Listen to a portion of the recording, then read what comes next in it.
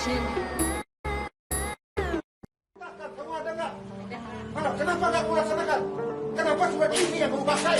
Viral di media sosial, video Bupati Solok Epiardi Asda yang tak bisa memendam amarahnya ketika mengetahui Puskesmas Tanjung Bingkung, Kabupaten Solok, Sumatera Barat menolak merawat pasien kritis akibat kecelakaan hanya karena sudah di luar jam kerja. Awalnya, Bupati Solok mendapat informasi dari masyarakat yang mengeluhkan bahwa UGD Puskesmas kerap menolak memberikan pelayanan kepada warga dengan alasan sudah di luar jam kerja. Geram mendengar kabar tersebut, Bupati Solok melakukan inspeksi mendadak ke UGD Puskesmas Tanjung Bingkung. Ketika tiba di lokasi, Bupati Solok mendapati UGD Puskesmas sudah ditutup pada jam 5 sore. Disitulah Bupati Solok tak dapat menahan emosinya. Sore ya, Bu Kapus? Jam 6 sore. Jam 6 sore. Yang ngomong siapa IGD tutup? Bu Kapus, ada suratnya katanya. Lalu kami dapat. Apa suratnya? Kata pecamat, atau di kata camat lah. Ada surat edaran dari. Namun Kepala Puskesmas Tanjung Bingkung berkilah itu sudah sesuai dengan kesepakatan yang tertulis bahwa staf Puskesmas hanya bekerja sesuai dengan jam kerja. Ini kan maksudnya dia agar dinasnya kamu, bukannya IGD. Kamu sekolahnya di mana? Masa kamu menafsirkannya ini?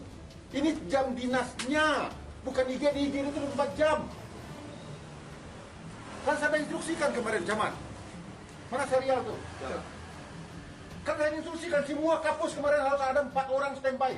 Jangankan hari biasa, Sabtu Minggu aja 4 orang harus standby, saya bilang. Setelah melihat surat bermaterai yang ditandatangani sejumlah staf Puskesmas, Bupati Solok langsung merobeknya dan mengatakan akan melaporkan seluruh pegawai Puskesmas ke KASN dan menonaktifkan mereka. Masa IGD kamu bilang jam 5 udah nggak bisa kerja lagi? Serahkan perintah saya. Kamu ada nggak waktu saya panggil di kantor bupati? Apa perintah saya? Dia memang standby di puskesmas. Nah kenapa kalau IGD kamu bilang cuma jam 5 sore? Waktu itu saya nggak bilang dia sampai jam 5 sore, Pak. Jadi waktu teman-teman yang mengapakan surat ini, Pak, dia bilang kami biasanya sampai dinas sore, dinas malam kami lakukan, Pak. Setelah surat ini keluar, yang teman mentelaahkan katanya, oh untuk kita tuh dinas sampai jam sesuai dengan surat ini, Pak. Ini tanggal berapa dia bikin? Tanggal 20 April nih, Pak, 2021. Tapi ini kan dinas. Kalau yang standby di sini kan tetap harus ada 24 jam. Di mana-mana di dunia yang namanya IGD itu 24 jam. Jadi mohon izin, Pak, barangkali kami salah dalam pengertian. Salah kamu tapi rusak pelayanan saya kepada masyarakat. Bagaimana cara kerjanya kamu? Masa IGD kamu buka sampai jam 5? Jadi kalau jam masyarakat sini, jam 6 sore aja mau mati-mati aja lah. Kami nggak tugas lagi begitu.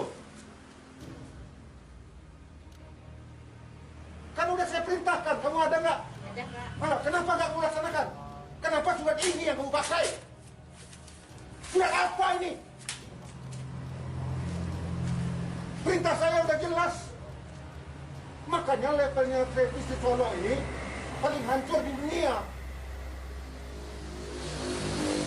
Kalau udah saya perintahkan kamu kan. Coba bayangkan kalau keluarga kamu yang kayak begitu, kamu rasakannya di mana?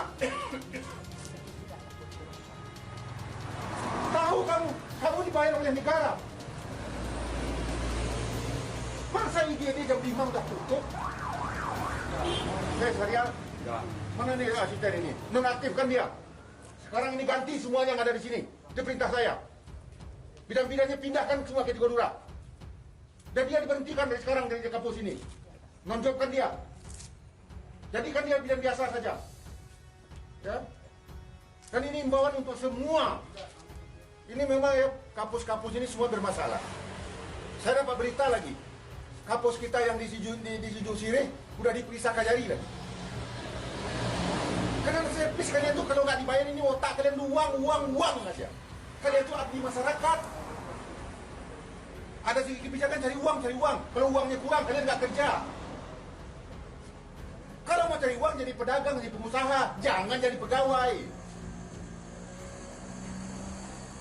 Ampun saya kalau begini caranya. Berikan sanksi tegas kepadanya, laporan ke KSN. Ya, tolong difotokan ini nih kebijakan.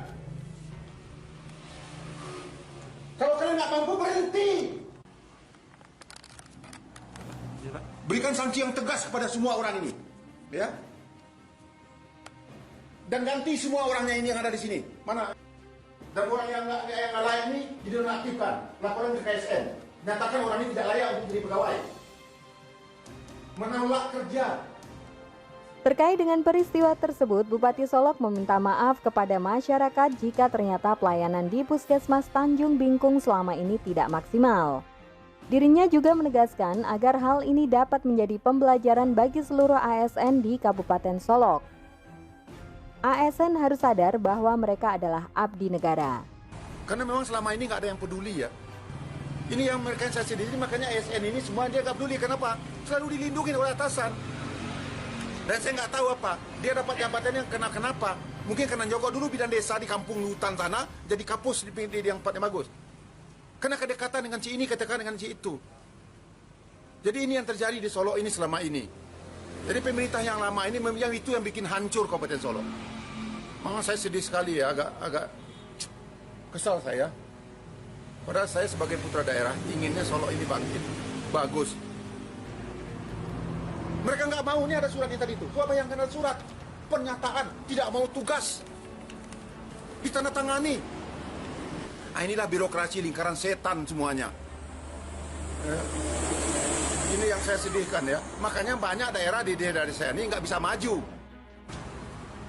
Nih, semua tanda tangan. Ya, hebat ini. ASN tanda tangan nolak untuk kerja, tapi tidak tindakan dari atas. Pakai materai lagi. TU-nya lagi yang tanda tangan ini semua.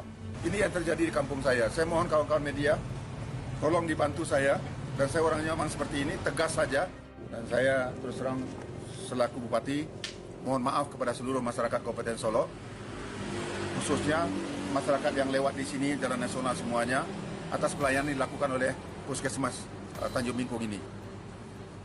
Dan insya Allah saya berjanji, ini tidak akan pernah terjadi lagi.